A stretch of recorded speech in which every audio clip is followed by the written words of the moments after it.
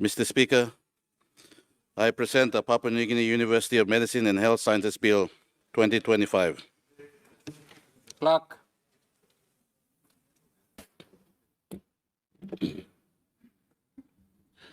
First reading, a bill for an act to establish and incorporate the Papua New Guinea University of Medicine and Health Science and for related purposes. Minister. Mr. Speaker, I move that the bill be now read a second time. Make your speech. Thank you, Mr. Speaker. It is my great honor to present to this honorable House the Papua New Guinea University of Medicine and Health Sciences Bill 2025. This is the legislation that will fundamentally transform our nation's approach to healthcare, workforce development, and save countless Papua New Guinean lives.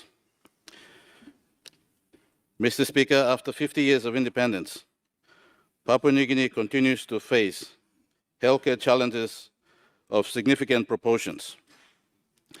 The statistics are sobering and demand immediate action. Our current workforce deficits are: number one, PNG has only 0.58 health workers per 1,000 population, compared to Fiji's 2.23 and Samoa's 2.74. We have approximately 16 community health worker training schools, 15 nursing colleges, and only 2 universities delivering medical officer training programs. 30% of our skilled health workers occupy administrative roles rather than direct patient care. Our capacity to train health staff has declined significantly over the last 24 years, with newly qualified staff production well below workforce attrition rates. Mr. Speaker, our maternity mortality ratio remains high at 171 per 1,000 live births, which are amongst the highest in the Western Pacific region. Infant mortality reaches 33 deaths per 1,000 live births. 40% of our health workforces is at or approaching retirement age. Countless Papua New Guineans continue to die from preventable diseases like malaria, TB, and pneumonia. Although neonatal, infant, and under 5 years old mortality has improved lightly, they are still the highest in the Pacific region. Mr. Speaker, our inherited historical infrastructure and access challenges. The 1999 Economic Structural Adjustment Program resulted in 10% public sector positions reductions. Number two, numerous aid posts were closed, especially in rural and remote areas, due to health staff shortages. Several nursing schools were forced to close due to these structural adjustment programs or directions. And number four, diminishing investments in training institutions has resulted in deteriorating infrastructure and declining quality of health worker training. Mr. Speaker, these are not mere statistics. They represent our mothers, fathers, children, and community. Each number reflects a preventable tragedy and demonstrates how inadequate planning has failed to meet the human resource development needs of our ever-growing population, which has increased dramatically over the last 50 years, without corresponding increases in healthcare workforce numbers and capacity. Mr. Speaker, our Constitution's national goals and directive principles are clear. Section 1 calls for integral human development, which requiring every citizen to contribute to achieving full human potential. This bill directly fulfills the constitutional mandate by establishing the educational foundation necessary to train the healthcare workforce our people desperately need for their healthcare services. Mr. Speaker, the solution, a standalone medical university. This bill has been carefully drafted by my department and its key stakeholder partners, including the Department of Health. The bill establishes the Papua New Guinea University of Medicine and Health Sciences as a fully autonomous institution with corporate flexibility and academic freedom necessary to rapidly address our crisis in health workforce. Strategic location and infrastructure, Mr. Speaker. The university will be established at Taurama, which was formerly the medical faculty of the University of Papua New Guinea, and is strategically located near Port Moresby General Hospital, our national specialist teaching and referral hospital. This proximity is crucial for clinical training, integration, and ensures students have immediate access to the most complex cases and advanced medical procedures available in the country. A number of clinical schools with public hospitals in the country have been prepared to provide technical teaching for students. Mr. Speaker, the first full corporate status and operational management autonomy. The university gains full legal and corporate status, which enables unprecedented flexibility to directly submit its plans and budgets to the Departments of Treasury, National Planning and Monitoring under the Public Finance Management Act, contract and procure with greater flexibility through collaborations with Department of Finance and National Procurement Commission under the Public Finance Management Act, establish and operate revenue-generating university businesses to support academic programs and student and staff welfare, sue and be sued, purchase and hold real and personal property, grant, sell, alienate, assign, and indemnify real or personal properties, sell flexible terms and conditions for staff employment subject to the Salaries and Conditions Monitoring Committee Act. Second, Mr. Speaker, comprehensive clinical training network. The enabling policy recognizes Port Moresby General Hospital as the principal clinical school with provisions for provincial clinical schools through partnerships arrangement. This network will approach the following: provide hands-on clinical training facilities within hospitals across the nation. Number two, enable students to experience diverse caseloads and healthcare challenges. And number three, strengthen rural healthcare capacity through distributed training. Number four, create pathways for graduates to serve in provincial and rural areas. Mr. Speaker, I call upon all provincial governments and provincial health authorities to work with the University Council to identify and prepare existing health facilities, including public hospitals, as clinical schools. And third, modern governance and leadership structure. The legislation creates robust structure and governance framework where it establishes a university council with legally appointed chairperson appointed by the National Executive Council. And number two, appoints a president serving as CEO and administrative head of the university. Number three, appoint multiple vice presidents for specialized university powers and functions. Number four, create flexibility in staffing arrangements to attract and retain world-class medical educators and researchers.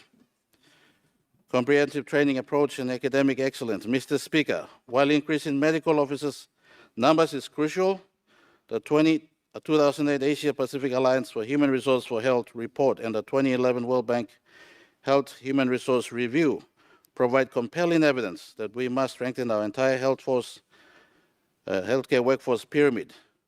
The university will implement a comprehensive program approach in addressing student intakes. Mr. Speaker, the university will continue expanding MBBS programs to address critical shortage of medical officers, develop sound foundation programs to address GPA issues, rapidly develop postgraduate specialist training programs to reduce dependency on overseas specialists, and establish PNG-specific medical curricula that addresses its unique disease patterns and healthcare challenges. And number five, develop and establish health leadership and management programs. Mr. Speaker, the university will expand rural and primary healthcare training programs, recognizing that 80% of our population lives in rural areas. Number two, it will assume oversight and maintenance for standards of all clinical and nursing training programs. And number three, it will significantly strengthen public health training with primary healthcare focus as recommended by international best practices. Mr. Speaker, the university's academic and professional excellence through teaching, research, and community service. In terms of professional standards, promoting human resource development principles and upholding health sector workforce values and integrity. Quality training, ensuring all relevant health care receives appropriate, cost-effective, and acceptable standard pre-service and in-service training, conducting continuing education and professional development. Strategic workforce planning, making evidence-based workforce planning the foundation for all health sector training, recruitment, job placement, and professional development activities. Staff retention and development, ensuring skilled staff are trained, retained with improved moral and commitment levels to effectively serve PNG's people. Number 7, gender equity, applying gender equity principles in work environment, training, and professional development opportunities. Number 8, comprehensive workplace policies, ensuring PNG, University of Medicine and Health Sciences, and clinical schools implement workplaces policies that effectively respond to health and safety issues, HIV and AIDS impact. Adequate resource planning, ensuring adequate medical and allied health human resources are trained to meet current and projected service demands. Mr. Speaker, this government demonstrates its unwavering commitment through concrete actions and substantial financial investment for the preparation and sustainability of the university.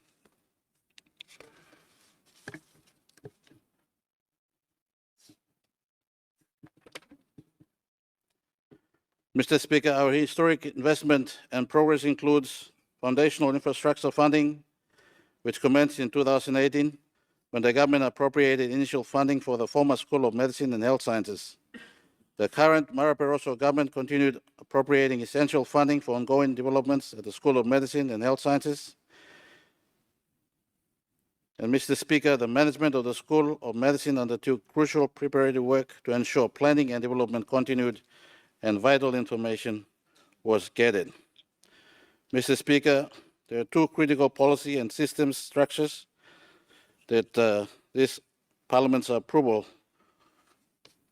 will ensure that it takes place, and these are: number 1, the 2026 operational budget.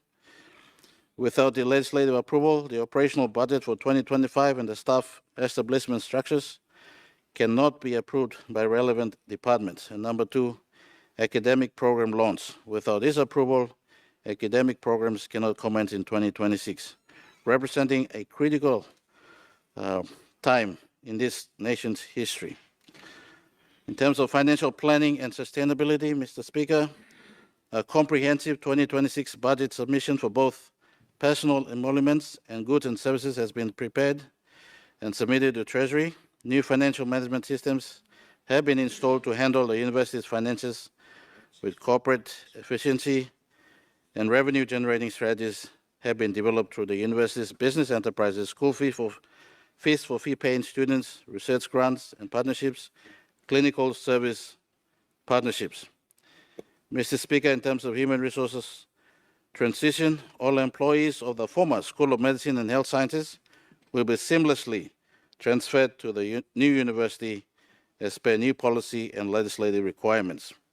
A comprehensive university staff organization structure has been developed and is pending approval from the Department of Personnel Management, contingent on Parliament's passage of this bill today.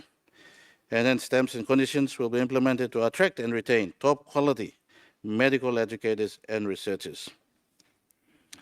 Mr. Speaker, I must emphasize that sustained funding commitment from both successive governments remains essential to maintain health education standards and train increasing numbers of students to address our workforce shortages. This university will pioneer in cutting-edge approaches that position Papua New Guinea as a leader in medical education within the Pacific region.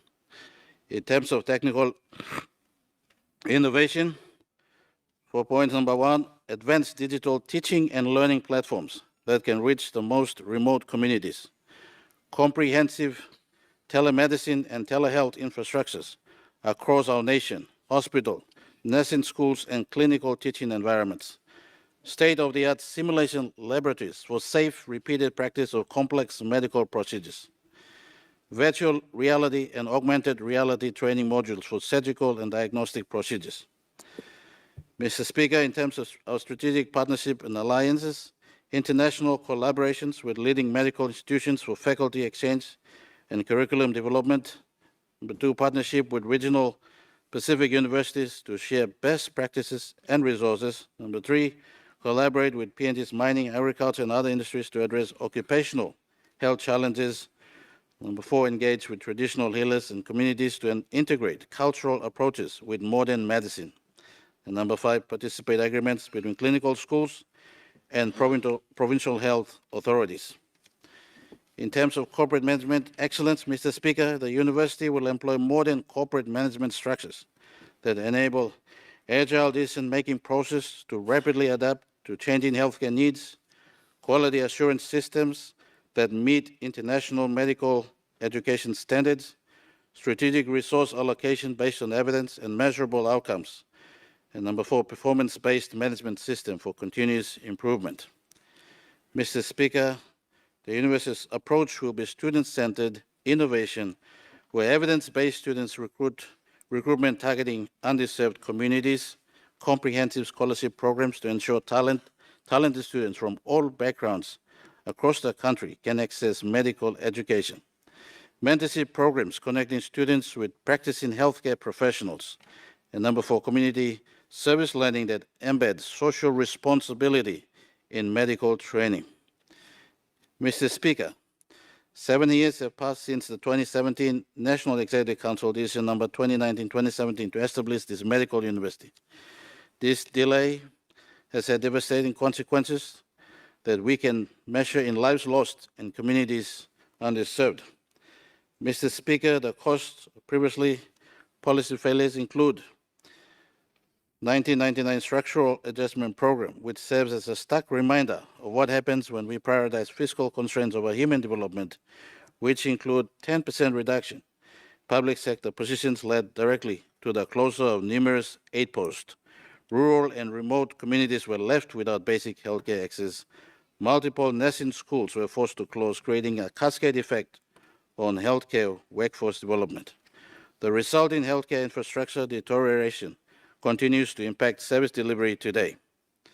Mr. Speaker, our evidence-based assessment led to extensive consultative process, which led to the development of this legislation, and which include comprehensive reviews of challenges facing medical education over the past 20 years. The National Department of Health sector's leadership in facilitating consultative meetings, the World Bank's review report, and Health Human Resource Enhancement Plan 2023 to 2030, analysis of current health statistics and workforce projections, and inputs from key stakeholders.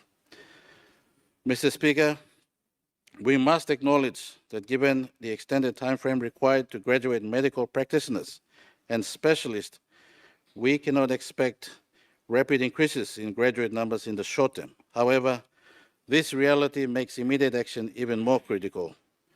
Medical training requires 6 to 8 years for basic qualification. Every specialist training adds another 4 to 6 years. Every year we delay compounds the workforce shortage crisis. Early intervention in primary healthcare training can show results within 2 to 3 years. Mr. Speaker, in terms of the regional context, while PNG struggles with healthcare workforce shortages, our Pacific neighbors have demonstrated what is possible with sustained commitment to medical education and healthcare workforce development. We must learn from their successes and adapt their strategies to our unique context and needs. Mr. Speaker, a call to action. Mr. Speaker and honorable members, this legislation represents far more than administrative restructuring. It is a fundamental investment in Papua New Guinea's future that aligns perfectly with our national development frameworks. This legislation aligns with our national strategic documents. The university, in terms of Vision 2050 that our founding father gave us, the university directly supports our long-term vision for human development and improved quality of life. And so, in terms of National Health Plan, the legislation provides the educational foundation necessary to achieve the plan's workforce development targets. And number three, the MTDP4, healthcare workforce development, is identified as a critical enabler for economic growth and social development. Mr. Speaker, the legislation offers tangible hope to rural communities currently traveling days to reach basic medical care. Mothers who risk their lives in childbirth due to insufficient stillbirth attendance. Children suffering from preventable diseases because qualified healthcare workers are unavailable in their communities. Families facing catastrophic health expenses due to the need to seek treatment overseas. Healthcare workers currently overwhelmed by patient loads far beyond international standard. Mr. Speaker, the economic benefits goes beyond the humanitarian imperative. This university will be able to generate significant economic returns, reduce healthcare costs through preventative care and early intervention, decreased medical tourism expenses that currently drain foreign currency reserves, enhance productivity through a healthier workforce, job creation in the healthcare and education sectors, knowledge economic development through medical research and innovation, regional leadership positioning in Pacific healthcare education. Mr. Speaker, the cost of approving this legislation pales in comparison to the cost of continued inaction. Lives lost to preventable diseases, economic productivity lost to ill health, brain drains as talented Papua New Guineans seek medical education overseas, continued dependence on expensive expatriate medical professionals, deteriorating health indicators that undermine our international reputation and developments. In conclusion, Mr. Speaker, I urge this Honourable Parliament to approve the Papua New Guinea University of Medicine and Health Sciences Bill 2025 without delay. This is our opportunity to honour our constitutional commitment to integral human development, to fulfil our obligation to protect and preserve Papua New Guinean lives, and to build a healthier, more prosperous future for our nation. The people of Papua New Guinea are counting on us. Let us not fail them. With these words, Mr. Speaker, I commend this bill to the Parliament for its swift passage and for full support. Thank you, Mr. Speaker. The Honourable Minister for Health. Well, thank you, Mr. Speaker. I stand to support the introduction of this important bill today, the Papua New Guinea University of Medicine and Health Sciences Bill, as presented by the Minister of Higher Education, Research, Science, Technology. I rise today to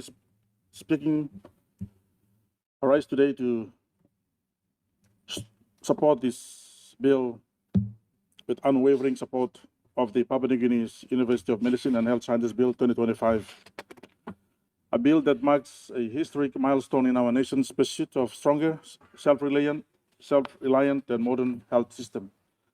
The bill is far more than the establishment of another educational institution. It represents a strategic investment in our greatest national resource, the health and well-being of our people.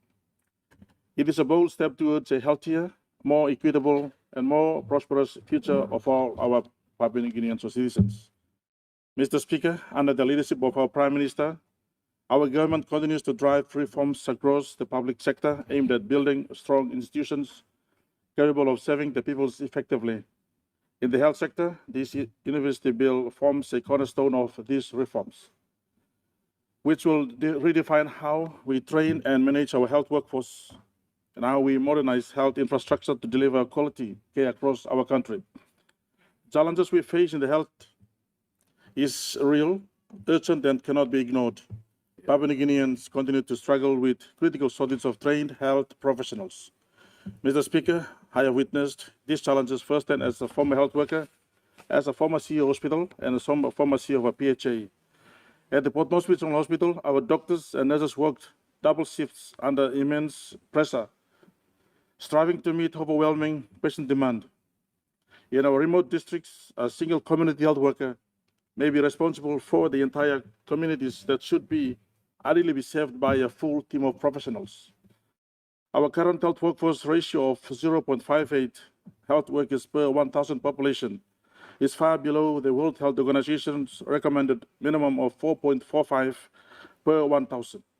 Mr. Speaker, in practical terms, this means we operate with barely 13% of the workforce required to deliver essential services. These numbers are not mere statistics. They represent lives lost, mothers dying in childbirth, children unable to access care, and communities held back by poor health outcomes. Mr. Speaker, currently the Bachelors of Medicine and Surgery program under the School of Medicine and Health Sciences at the University of Papua New Guinea produces between 30 to 50 medical graduates annually. This output is clearly insufficient to meet the pressing demand of our population, where the doctor-to-population ratio stands at an alarming 1 to 16,000. The gaps in specialist manpower are equally concerning. Mr. Speaker, Papua New Guinea currently has only one interventional cardiologist, 2 neurosurgeons, 1 renal physician, and 1 radiation oncologist for cancer treatment, with no kidney transplant surgeon. One is currently undergoing training. Similar shortages exist across other subspecialties. These shortages have forced us to rely heavily on overseas referrals, placing immense financial and emotional strain on our citizens and health system. The root cause is clear. We have not produced enough medical graduates to sustain a pipeline into specialist training. If we continue graduating fewer than 50 doctors per year, we will not meet the health targets outlined in the Vision 2050. Mr. Speaker, this bill gives us the means to change that story.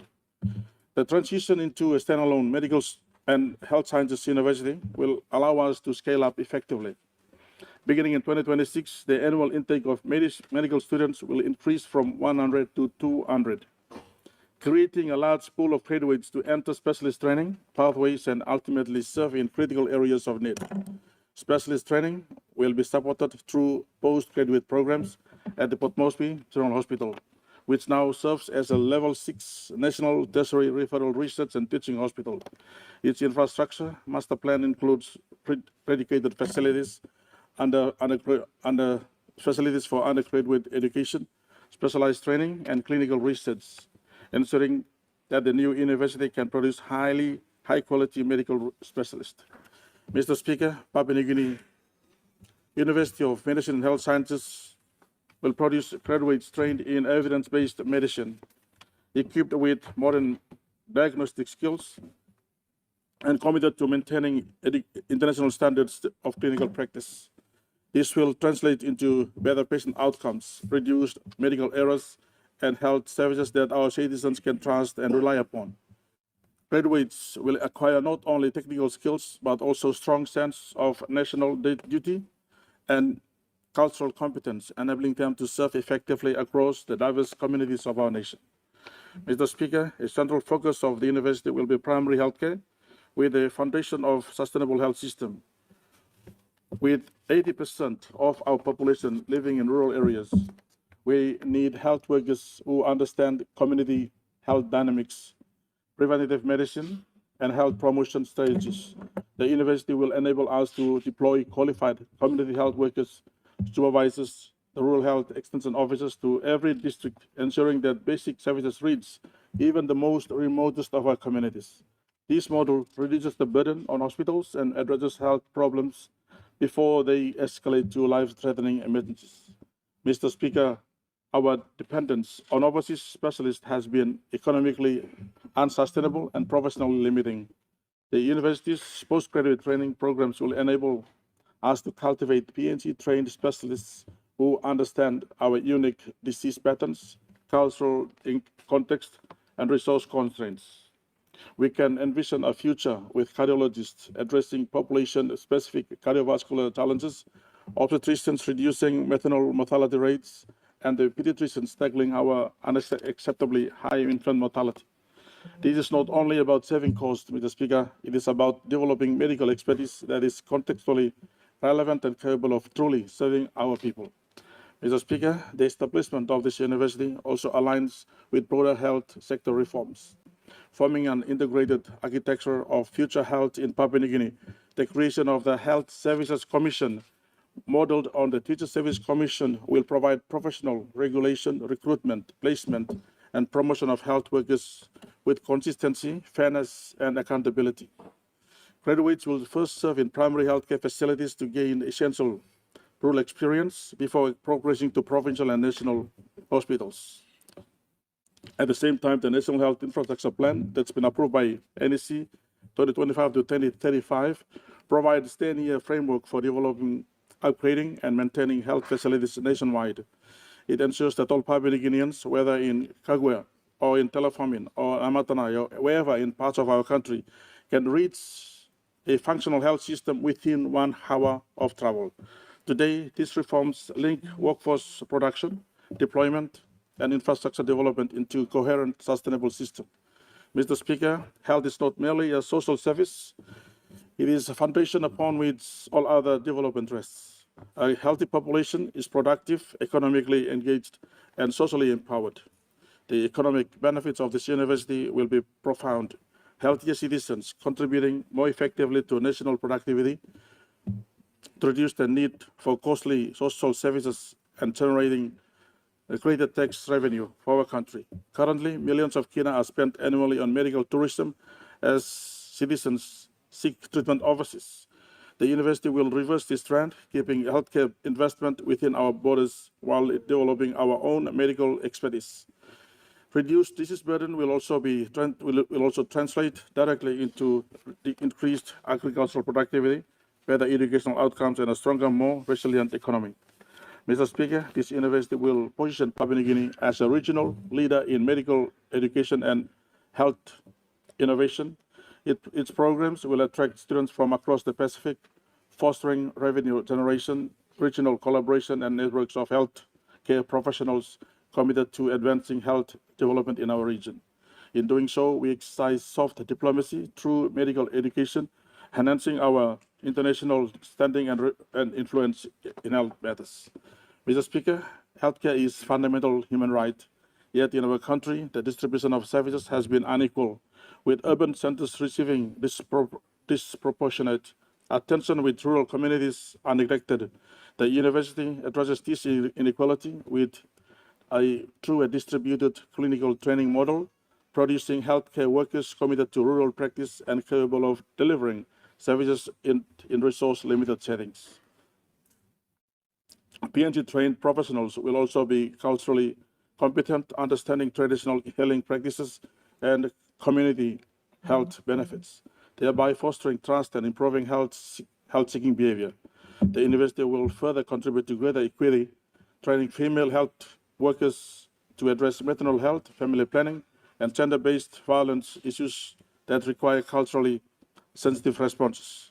Mr. Speaker, university will also act as a catalyst for innovation and modernization of our health system. Its digital teaching platforms will extend to telemedicine, allowing the specialist consultation to reach remote areas.